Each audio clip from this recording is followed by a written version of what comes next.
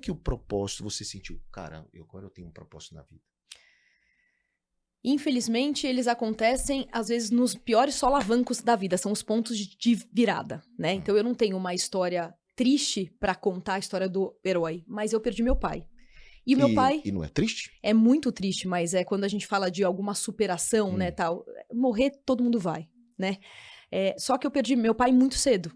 E eu... Cedo da sua idade? Cedo, 28 anos a minha idade, né? E meu pai 28. Com 56. Novo? Muito novo. Minha idade. Muito novo.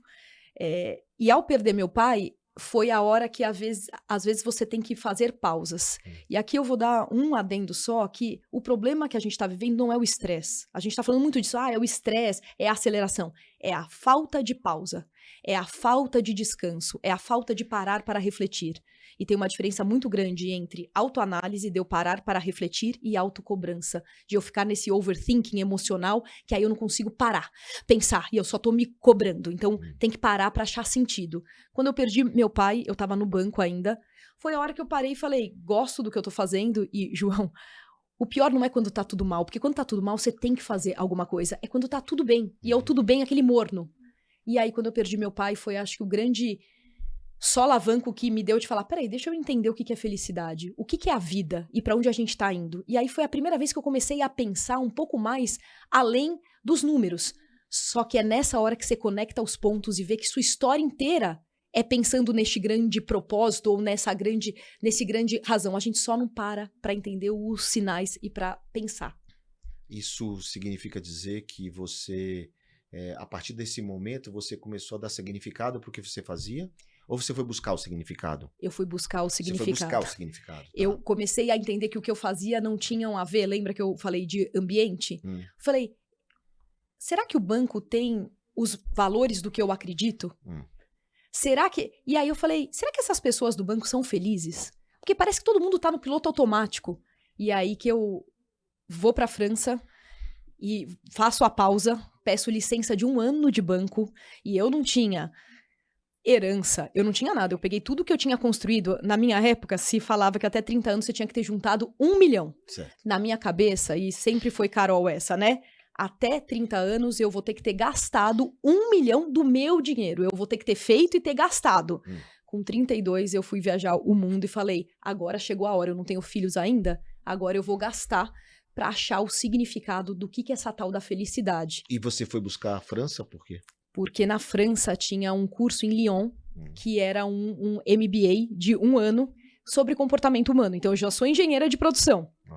Trabalhei em banco mais de 10 anos e fiz uma carreira meio veloz, né? Aí, na pausa, eu falei, deixa eu ir para a Europa e não para as as Ivy Leagues ali, que só falam de administração e tal, e vou para a França. Só que o mais curioso é que na primeira semana, tendo feito a pausa, porque aí eu pausei, né? Aí eu falei, então é uma... E todo mundo falava, Carol, é loucura, o banco te paga bônus, como é que você vai ficar 1 ano sem receber? Eu tirei uma licença. Qualquer ato de autenticidade, você vai ser encarado como loucura. É o efeito manada, que todo mundo faz igual, tem que ser igual, tem que fazer igual. Qualquer ato de autenticidade. Nessa hora eu falei, eu vou ter que parar. E veja, turma, essa história de autenticidade que ela está falando, isso é um mundo que circulava ela. Cada um de vocês tem o seu... fator externo. Tem as pessoas que do teu convívio, que falam coisas porque é a percepção delas. Então, a percepção das pessoas que circulavam você eram executivos, eram pessoas que diziam assim, o que você está fazendo da sua vida? Para que esse 1 ano você vai perder o bônus? Porque para eles era o valor que eles davam, era esse. Né? Então, só para ficar claro que cada um tem o grupo que circula, né? E que o ambiente faz uma diferença enorme. E no seu caso, apesar desse ambiente ser esse, você ainda assim resgatou, apertou o botão e foi. Que aí você precisa voltar para a essência um pouco e entender a história. Eu falei, não, eu preciso descobrir. A minha vida precisa ser mais do que isso. Você já tinha tido algum método CIS da vida? Você já tinha descoberto alguma coisa? Nada. Estudado alguma coisa sobre neurociência? Nada? Nada. A não ser... a família que quando a gente tem uma família, é uma base muito boa. Eu tive pai, mãe, irmãos, graças a Deus, muitos primos. Minha família garrafa é enorme. Eu tinha base, João. Eu tinha valores muito fortes de esporte, família e Deus. Mas isso era discutido? Esses assuntos? Até ao contrário. Era discutido ao contrário. Porque meu pai era engenheiro, a minha mãe era engenheira. Por isso que eu te admiro tanto. A minha irmã mais velha era engenheira. Eu fui fazer engenharia, o meu irmão mais novo falou, eu não quero nada disso, eu vou ser músico, eu vou ser artista, eu vou ser... Ele falou, não quero nada disso. Mas a gente seguiu um padrão. O playbook familiar. E com 17 anos, a profissão não te define. Mas ela te coloca em uma situação onde você vai aprender com a escola da vida. Não tem escola melhor do que a escola da vida. Então, eu sempre fui muito questionadora. Eu acho que é um pouco disso. E na minha casa sempre teve uma liberdade de questionar. E meu pai fala que um homem só é completo, ele falava, quando ele tem uma filha mulher. E nasceu a primeira, que era minha irmã, e aí eles queriam muito um menino. Muito, legado e tal. Aí nasci eu. Metade ali, ó. Depois vem o menino. Só pra mim. Então eu sou a do meio, tive que me virar. Tinha a primogênia, tinha o pequenininho e eu lá. Bom, me tornei mãe do meu irmão mais novo. Que aí você tem esse...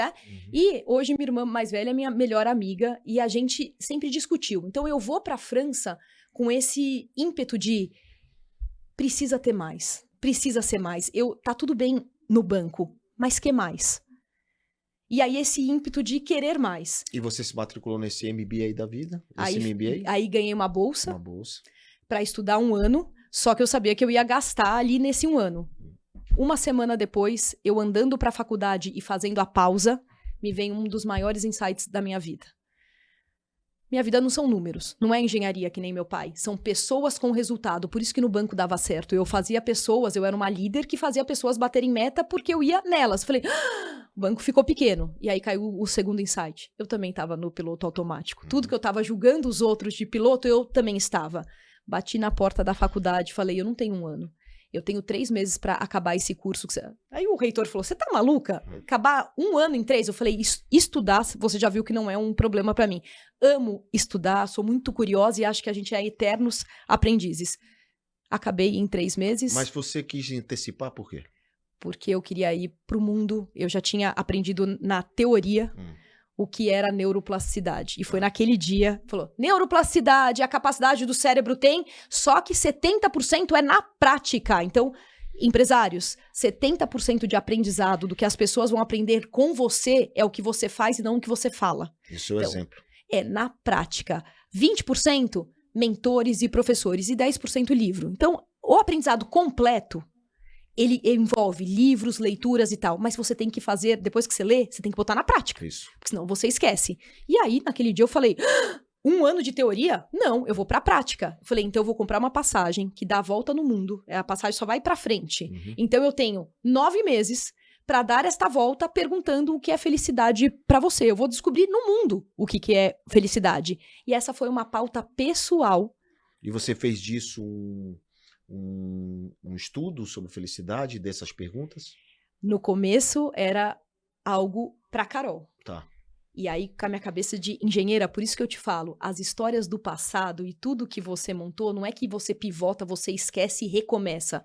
Você usa todo o seu background e você cria um novo capítulo da sua história.